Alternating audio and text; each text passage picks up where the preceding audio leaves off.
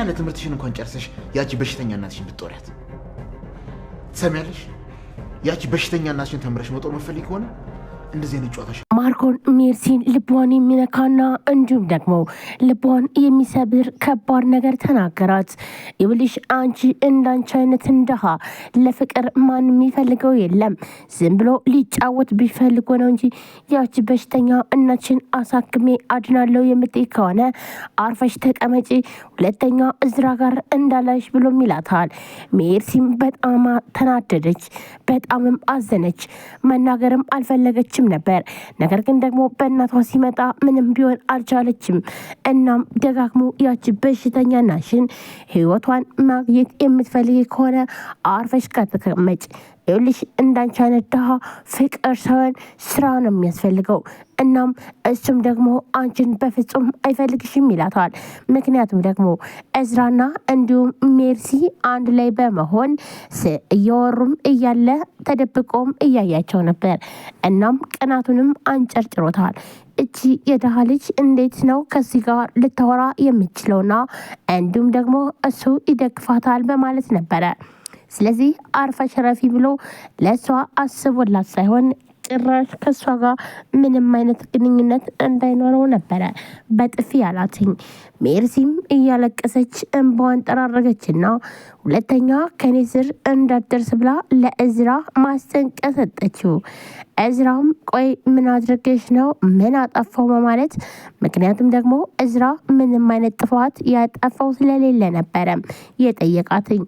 ነገር ግን በማርኮን ምክንያት ማለትም አልፈለገችም።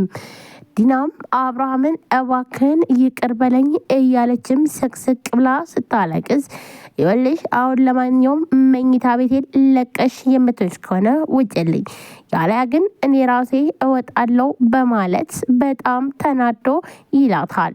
ይህንን በሚላት ሰዓት ዲናም ይኸውልህ እኔ እወጣላለሁ በማለት ትራሷንና እንዲሁም አልጋ ልብሷን ሰብስባ ወደ ሳሎን ትሄዳለች። አብርሃምን ልቡን ለመጎተትና እንዲሁም ደግሞ በተለይ ወደ እኔ ይመጣል በማለት ይራራልኛል ብላም አብርሃምን እንደሚያሳዝኑና ጠየቀችው። አብርሃምም በፍጹም ይውልሽ አንቺ ማለት ከሃዲና እንዲሁም መጥፎ ሰው ነሽ። ልጄ መቼ ነው የሚመጣ እያልኩኝ በጉጉት ስጠብቀው ነበረ።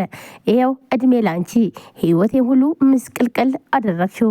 ከዚህ በላይ ምን ልታደርጊ ትፈልጋለሽ? በማለት ስቅስቅ ብሎም እያለቀሰ አብርሃምም ለዲና ነገራትኝ። ዲናም በቃ እንግዲህ ምንም ማድረግ አልችልም፣ እባክህን ተወኝ፣ ለራሴ በጣም ከብዶኛል በማለት ዲናም እያለቀሰች ትነግረዋለች።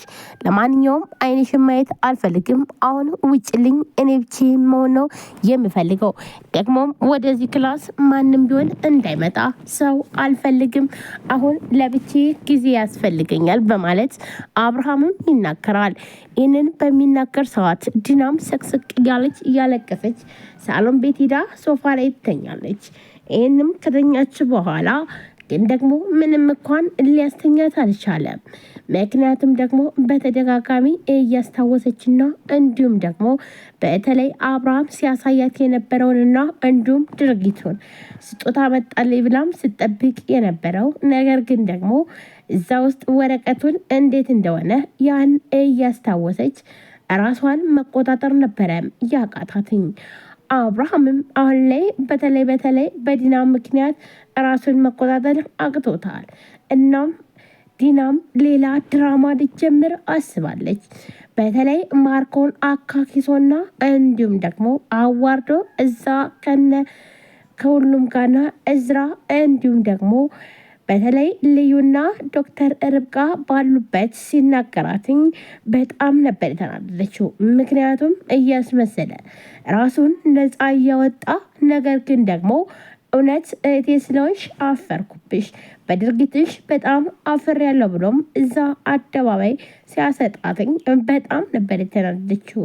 እና ማርኮን መቶ በቃ ይዞሽ እንግዲህ የሆነው ነገር ሆነዋል ብሎም ሲላትኝ ዲናም እየጮች ውጣልኝ ውጣልኝ፣ አንተ ውሻ፣ ድሮም እኮ የሆነ ነገር ሲሆን እንደምትርቀኝ አቅ ነበረ፣ ስለዚህ ቤት የለቀህ ውጣ ብላ ዲናም እየጮች ባክን ውጣልኝ እያለችም ታስወጣዋለች። በዛን ሰዓት እየወጣ እያለም ቲናም በጣም ስለተበሳጨችና እኔ ይኸውልሽ ቲና ትሰሚኛለሽ፣ እኔ በሰዓቱ ምንም አማራጭ አልነበረኝም። ስለዚህ ደግሞ እኔ ማስመሰል ነበረብኝ። እናም ይህን ነገር ነው እየተጠቀምኩት ብሎ ለማርኮንም ይናገራል። በቃ አንተ አሁንም ቢሆን አታስፈልገኝም። በአንተ ምክንያት ነው ሁሉም ነገር እየተስተካከለ ያላደለው። ስለዚህ አይንን ማየት አልፈልግም፣ ውጣልኝ እያለች በጣም እየጮች እና እንዲሁም ደግሞ እንደ እብድ ያደርጋታል። በዛን ሰዓት ነበረ ማርኮን በቃ ሽልሽ ይኸው ጥዬልሽ እወጣለሁ በማለት ጥሏት ይወጣ። ዲና ግን ደግሞ ሌላ ተንኮል መስራት እንዳለባትና በድጋሚ ደግሞ አብርሃምን መጣል ነው የምትፈልገው።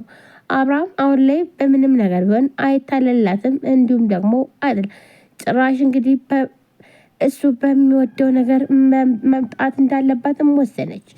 ለሁለተኛ ጊዜ ሳቤላን ለማገትም ወስናለች።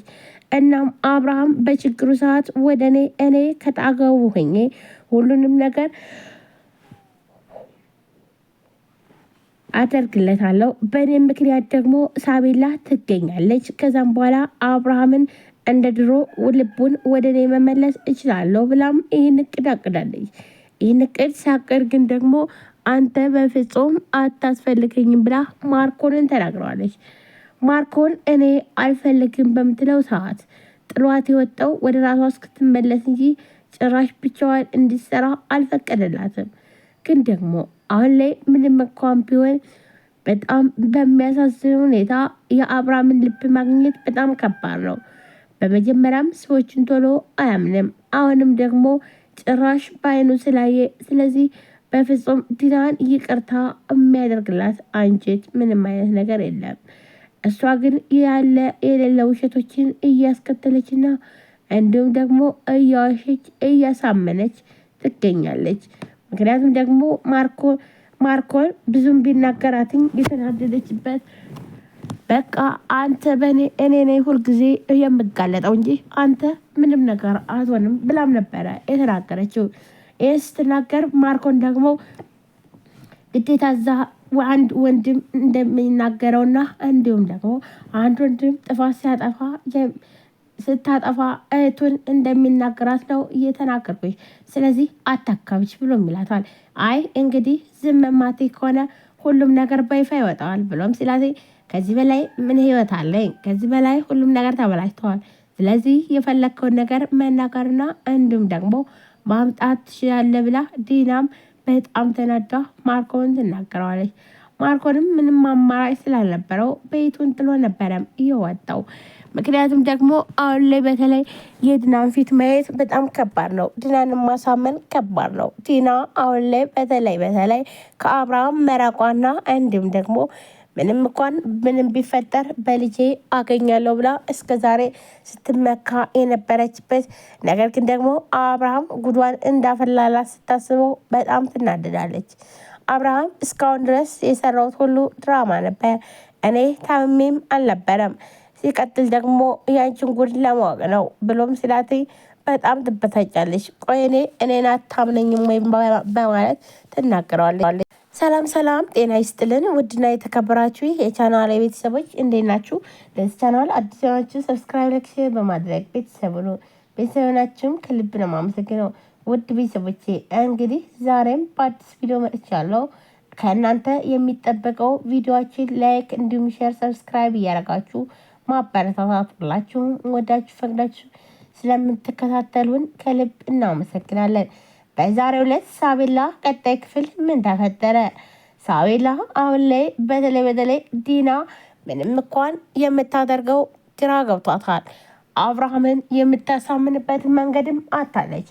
አብርሃም አሁን ላይ ልቡ ነቅቷል። ጭራሽ ለይቅርታ ምንም አይነት ልብ ስለሌለው ስለዚህ አማራጭሽን ፈልጊ እስከ